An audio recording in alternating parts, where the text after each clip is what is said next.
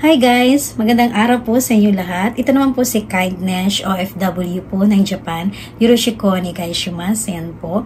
So ngayon guys, ang natalakay ko lang po ngayon ay tungkol po sa driver's license po. Yan, sa pagkuha po ng lisensya po dito sa Japan. Ayan. So may iba-iba po silang tinatawag sa pagkuha po ng license po dito sa Japan. Katulad po sa atin ng mga gaijin ay foreigner, yung tinatawag nila sa atin guys na gaijin. Ayan po. May kirikay at may karimin. Ayan. So yung kirikay po guys, nag-ibig pong sabihin nun, mga professional driver na po yan sa Pilipinas. Kumbaga guys, may mga lisensya na po sa Pilipinas at nagda-drive na po talaga sila. So ang una lang po nilang ginagawa is magpunta lang po sa tanggapan ng LTO ng Japan. Ayan. So tinatawag ko lang po siya na LTO guys. So tanggapan ng pulisya po dito sa Japan kung saan po magkuha po tayo ng ating license. Ayan. So mag-take lang po sila ng 10 items at magte-test drive po sila. Ayan. So, depende lang po yan sa performance nila guys, sa kanilang test drive, sa loob at labas po. Ayan. So, mas madali lang po at magkakaroon na sila ng lisensya. So, yung kirikay guys, ang napakaganda po nun is, mas less po yung gastos mo as long na madali mo lang makuha ang parang driving course na binibigay po sa inyo ng hapon na pulis na habang nagte-test drive kayo. Yan po. So, yung karime naman guys, ay ibig sabihin naman po is marunong na din po kayong magmaneho.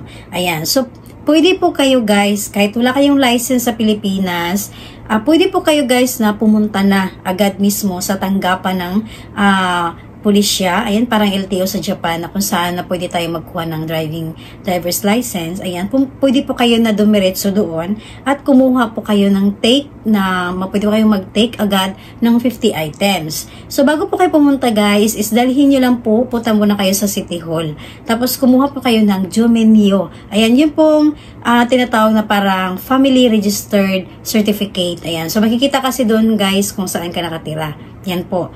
Tapos, dalhin nyo rin po yung parang alien card natin. Ayan. Kasi, check pa nila yan. Ayan. So, sasabihin mo lang na magkakarimin ka para makatake ka ng 50 items. Ayan po. So, sa 50 items, guys, kapag naswertihan mo,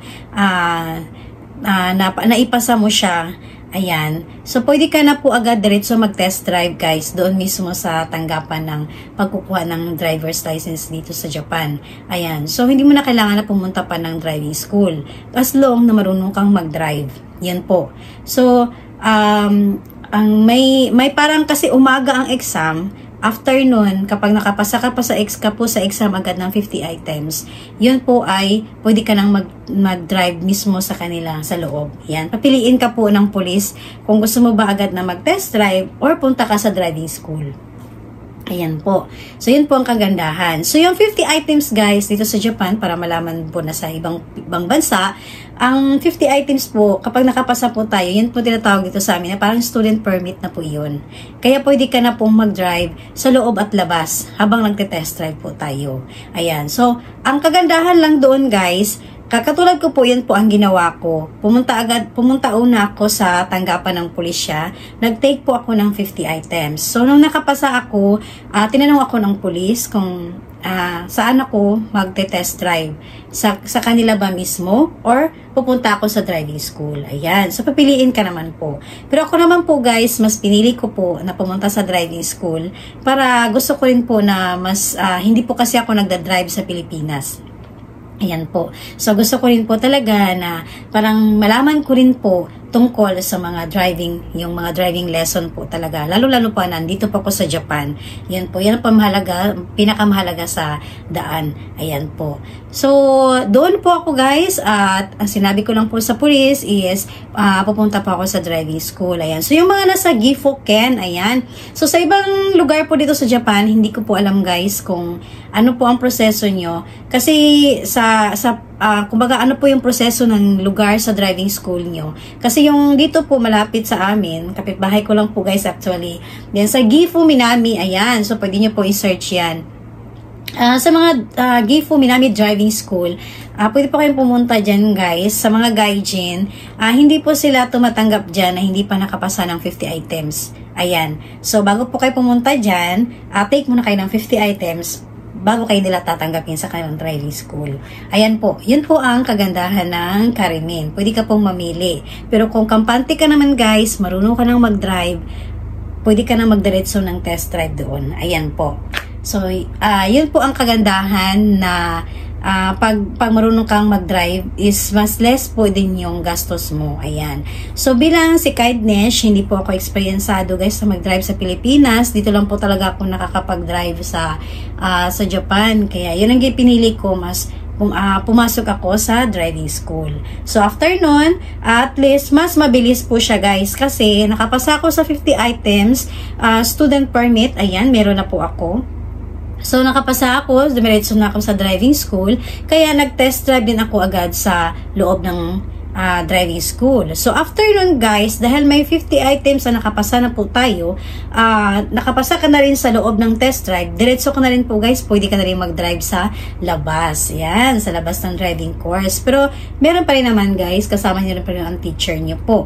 Ayan, so after nun, pag nakapasa ka na sa labas, pagdadrive ka naman nila sa expressway. Ayan. So, after nun is pupunta ko, nakapasa ka na lahat sa test drive, balik ka na ulit doon guys sa kung saan ka po nag-take ng 50 items, doon mismo sa parang LTO, ayan, dito sa Japan, magte-take ka po ng 100 items for license na po yan siya guys. Ayan. So, napakadali lang po guys kumuha ng license dito sa Japan. Ayan. So, kung bawa guys, kung tungkol naman po sa pera, ayan po, dahil napakamahal po guys ng lisensya po dito na kumuha po dito sa Japan. Yan, so para maging alam din po yung mga nasa Pilipinas, ayan. So, katulad ko po guys is, 2014 po ako kumuha ng license. So, ang nagastos ko almost is 13 lapad. Ayan, so magkano po ba yun sa atin? Nasa mga, hindi pa ako sigurado, nasa mga 100,000 ba? 110, 120. Hindi ko po alam guys, depende po sa yen, ayan. So, bakit po 113 lapad? Dahil po guys, iba-iba po ang rate. So, ang driving po dito is 45 minutes, may presyo po yan sa pagdadrive. Tapos may tinatawag nila na GAKA. Ayan, tinatawag na GAKA guys sa driving school. May driving lesson po kayo guys. Nandun po rin po kayo mismo sa classroom. Ayan.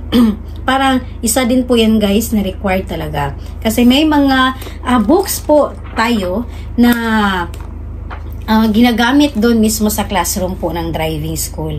Ayan. So, ito guys, yung mga books is talagang ginagamit ito sa loob ng driving school natin. Yan po. So, ito yung pinakamahalaga na may libro tayo. Tapos, may English naman po. Kung marunong naman po kayo sa Japanese, pwede rin po Japanese. Tapos, may English naman po. Kaya, maganda, yun ang kagandahan kapag may English na books. Ayan. So, saan ba nakakabili ng mga books po, guys? So, pwede po kayong magtanong, guys, sa tanggapan ng mga pulisya sa mga driving mismo, kumukuha ng lisensya, at sa mga driving school din po. Ayan. So yun guys, kaya medyo may kamahalan po guys ang lisensya po dito sa Japan. Lalong-lalo na po guys kapag pumapasok po tayo sa driving school. Ayan, nagte-test drive po tayo sa gabi. Ayan. So si Kindness guys, dahil bilang trabahante po ako dito sa Japan guys, busy po sa work. Kaya pumapasok po ako guys after ng work. Ayan. Kailangan lang talaga guys ng sipag at tiyaga. Ayan. So pumapasok po ako guys sa gabi. Nagte-test drive po ako at pumapasok pa ako sa classroom. Ayan, sa driving school. Ayan, para matapos ko agad guys, mas mabilis. So, kung mas mabilis po yung proseso niyo po sa pagkuha ng lisensya po sa driving school, mas madali rin po kayong matatapos. Ayan. So, mas maganda po guys, ituloy-tuloy niyo po yung pagdadrive niyo para hindi niyo po yan makakalimutan habang nagte-test drive kayo. Yan po ang pinaka-importante. Ngayon guys, isa po guys sa pinaka-tip ko po guys para sa lahat, gawin niyo po talaga guys, dahil nga po katulad po natin busy po tayo sa work, mas i-share ko po sa inyo na before po kayo mag-take ng exam, ayan, kung sigurado naman kayo guys na marunong na kayong mag-drive, ayan, kahit alam nyo na po na marunong kayong mag-drive, dahil napaka-importante po talaga ang exam. Ayan, so tip ko po guys sa inyo is kung po pwede, magbasa muna kayo guys bago kayo mag-take ng exam. Ayan. Kasi hindi pwede yung sabihin mo na yes or no, no or yes doon sa sagot mo. Dahil sinusunod po mismo nila ang rules. Yan, ang rules po talaga ng driving. So, yan po ang ano guys. So, kung po pwede, habang bawa, kung naka-schedule po, nagpaplano po kayo next year, ayan, kukuha po kayo ng lisensya. Ngayon pa lang po guys, pumili kayo ng libro. Ayan, para kahit anong ginagawa po ni Kindness guys, ako noon, yun nga po, dahil sa kulang ako sa time, yung ginagawa ko na para makapag-study ako, habang kumakain ako sa lunch, yan, after lunch po, yan po, nagbubukas po ako ng libro, nagbabasa po ako guys, yan, para at least papunta po ninyo sa tanggapan ng pulisya kung saan magte-take kayo ng 50 items at 100 items, may ano na po yun guys, may pambala na po kayo sa sagot, ayan, so yun po ang pinaka-importante. At higit sa lahat, mas less po guys ang gastos nyo. Ayan. Kapag nag-review kayo na nag-review dito sa books na to, mas madali nyo rin po na masagot yung mga tanong doon. Yan po. Yun po ang pinaka-tip ko po guys. At higit sa lahat, mas less po ang gastos ninyo sa pag-take ng exam. Dahil lahat po ng tinitake nyo po guys may bayad. Sa pag-take ng exam may bayad po siya. Sa test drive po guys may bayad po siya. Lahat po yun guys may bayad siya. At higit sa lahat, makakapag-absent ka pa sa work dahil ang pag-take po ng exam sa tanggapan ng pulisya ng pagkuha ng lisensya ay Monday to Friday lang po. Yan. So wala po siyang Sabado at Linggo. Kaya yun ang pinakamahirap kapag nag-absent ka ng absent sa work dahil gumastos ka pa, nag-absent ka pa sa work. Kaya ang tip ko po sa inyo guys, kumuha po kayo ng libro muna bago kayo mag-take doon. Tapos, mag-review po muna kayo guys ng libro before kayo kukuha ng lisensya talaga mismo. Yan, para at least naman, makatulong din po yun guys, konti na lang din po yung inyong mababayaran, mas magiging less po siya. So, yun guys, yun po ang mga na i-share lang po ni Kindness. Ayan, so lalo-lalo na po guys, sa Pilipinas po ngayon is parang sa Japan na rin po yata. Kapag kukuha ka po ng license doon, kailangan mo munang pumasok din sa mga driving school or so google ka rin po ng mahabang panahon. Yan, so kung wala ka naman pong time guys na uwi sa Pilipinas at sayang naman yung trabaho nyo po na maiwanan, ayan, so pwede po kayo guys sa dito na lang po kumuha. Ayan, so hindi naman po guys, kapag papasok po tayo sa driving school, pwede naman po na hindi buo yung babayad mo. Kung madalas po, kung anong oras ka lang po, ngayong araw na to, may pera ka, pwede ka po na magpasok. Yan, depende lang naman po iyon sa iyo guys. Hindi naman na buong buo talaga na magbabayad ka sa driving school. Tapos, higit sa lahat guys, napakaganda po dito sa driving school dito sa Japan. Kasi kapag wala ka pang work ng Sabado at Linggo, pwede ka po na mag-drive. Kaya mas mabilis po si Kindness guys, nakakuha ko ng license noon. Kasi, Saturday and Sunday, wala po akong pasok noon. Dire-diretso po ako din guys sa pagdadrive. So, minsan sa isang araw, 3 beses akong nagdadrive. Yan. Tapos, napasok pa ako sa GAKA or parang driving lesson sa classroom. Yan. So, sinusulit ko po ang panahon guys para mas mabilis ako na makapasa, magkaroon ng license. Ayan. So, ang ginawa ko po nun guys, para hindi po ako balik-balik or uwi, nagbabaon po ako guys sa loob ng driving school mismo dahil may kainan naman din po doon. Yan po ang ginagawa ko habang naghihintay po ako sa oras, at least nagre-review pa po ako. Yan. So, para mas mabilis po yun guys, yung ating pagkuha ng license dito sa Japan.